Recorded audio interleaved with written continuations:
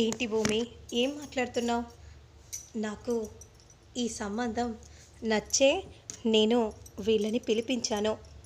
అవునంటీ, మీరు చెప్తుంది నిజమే. మీకు నచ్చి మీరు పిలిపించారు. కానీ తను ఎలాంటిది, తన గుణాలేంటి, తన లక్షణాలేంటి, ఇవన్నీ తెలుసుకొని కదా ఆంటీ ముహూర్తాలు పెట్టుకోవాలి. అలా తెలియకుండా పెట్టుకోవటం కరెక్ట్ కాదు అని నాకు అనిపించిందాంటీ అని భూమి అనగానే అప్పుడు వెంటనే గగన్ ఇలా అంటూ ఉంటాడు. అంటే అసలు నువ్వు ఏం చెప్పాలనుకుంటున్నావో సూటిగా చెప్పు. ఏ ఆడపిల్ల అయినా సరే ముందుగా ఎవరినైనా చూస్తే ఇష్టపడితే నేను అలాగే ఉంటాను, మీరు ఎలా చెప్తే అలాగే వింటాను అని ఏ ఆడపిల్లైనా అంటుంది.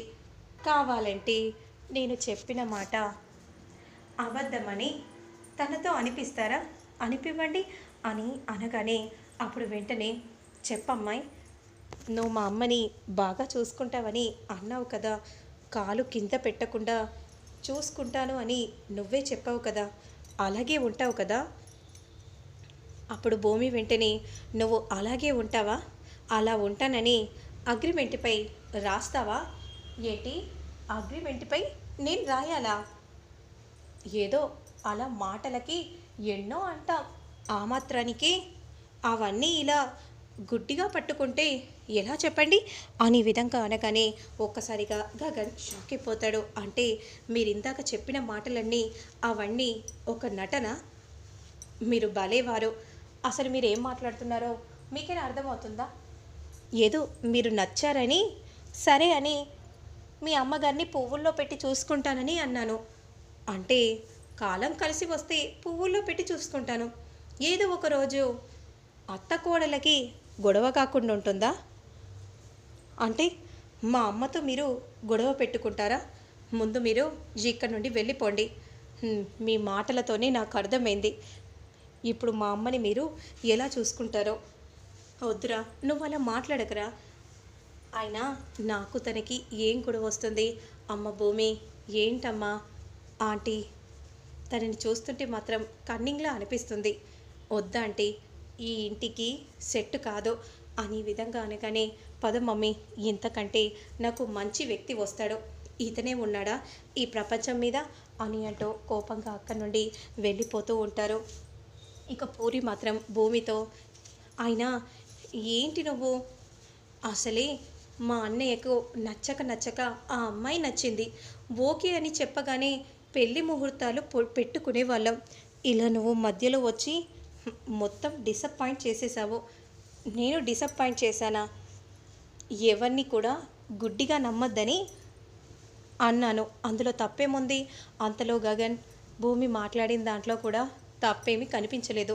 ఈ తాయితక్క బాగానే మాట్లాడింది అని అంటూ వెంటనే అక్కడి నుండి వెళ్ళిపోతూ ఉంటాడు.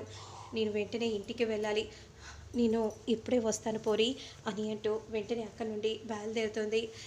ఇక రూమ్లోకి వెళ్ళి నాన్న ఆ రోజు నాకు పెన్ డ్రైవ్ చూపించాడు. నాన్నకు జ్ఞాపకంగా ఆ ఒక్క పెన్ డ్రైవ్లో ఉన్న అమ్మ చేసిన నాట్యం మాత్రమే ఉందని నాన్న చెప్పారు అని అంటూ ఆ అల్మరాల తీసి వెంటనే ఆ పెన్ డ్రైవ్ని అలానే చూస్తూ ఉంటుంది భూమి. అమ్మ, నువ్వు నాన్నకు జ్ఞాపకంగా ఈ పెన్ డ్రైవ్ని ఉంచారని నాన్న అనుకుంటున్నారు.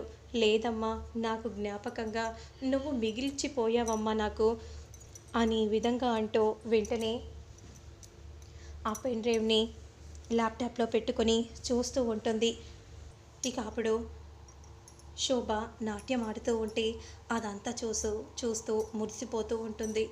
అమ్మ ఎంత చక్కగా చేస్తుందో నాట్యం, అందుకే నాకు తెలియకుండానే నాకు నాట్యం వచ్చేసిందా అని విధంగా అంటూ చాలా సంతోషంగా తన తల్లి నాట్యాన్ని చూసి మురిసిపోతూ ఉంటుంది. అలా నాట్యం చేస్తూ ఉండగా అంతలో అక్కడ గాజు ఒక్కలు శోభ కాలికి తగులుతాయి.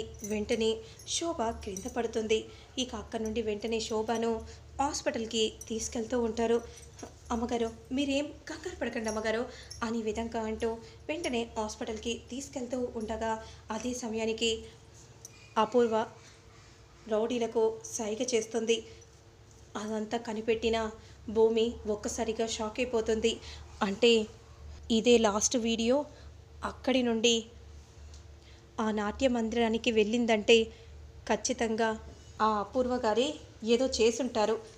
కొంప తీసి మా అమ్మను చంపింది ఆ అపూర్వనేనా అని విధంగా అనుకుంటూ వెంటనే భూమి కోపంగా అపూర్వ ఉన్న దగ్గరికి వస్తుంది. హేయ్, ఏంటి ఏ అని నన్ను పిలుస్తున్నావేంటి? అసలు నాతోని మాట్లాడాలంటేనే ఇంట్లో వర్కర్స్ గడగడ వణికిపోతారు. ఏంటే నీ ధైర్యం? నోటికి ఎంత వస్తే అంత మాట్లాడుతున్నావు. ఊరుకుంటున్నాను కదా అని తెగ రెచ్చిపోతున్నావేంటే?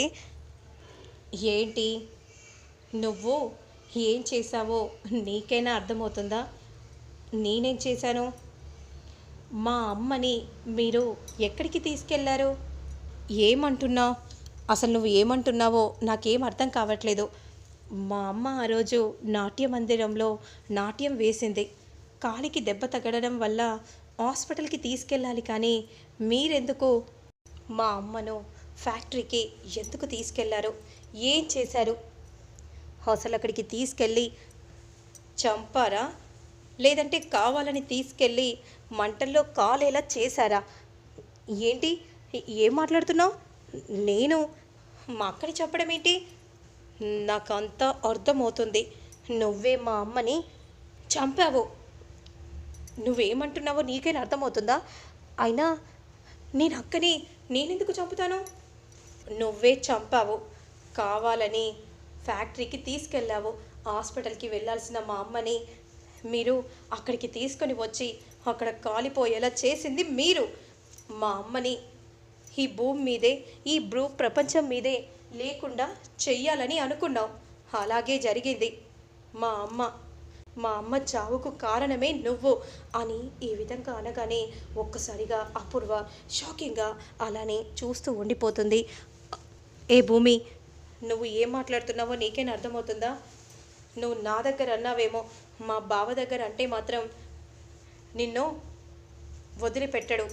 ఆ మంచితనం కూడా నీ దగ్గర ఉండదు. అర్థమవుతుందా అని విధంగా అంటూ కంగారుగా అక్కడి నుండి వెళ్ళిపోతూ ఉంటుంది.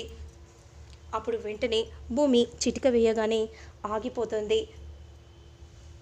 ఏంటి నేను మాట్లాడగానే అంత వణికిపోతూ భయపడిపోతూ సమాధానం చెప్తున్నావు? అంటే నువ్వు అంత భయపడుతున్నావంటే ఖచ్చితంగా నువ్వే మా అమ్మని ఏదో చేసావు. తెలుసుకుంటా.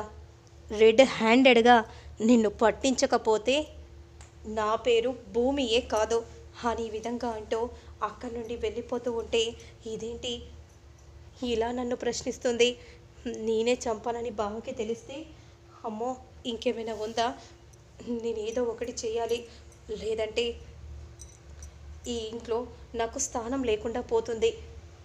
ఆ భూమి వల్ల నాకు పెద్ద తలనొప్పిగా మారుతుంది.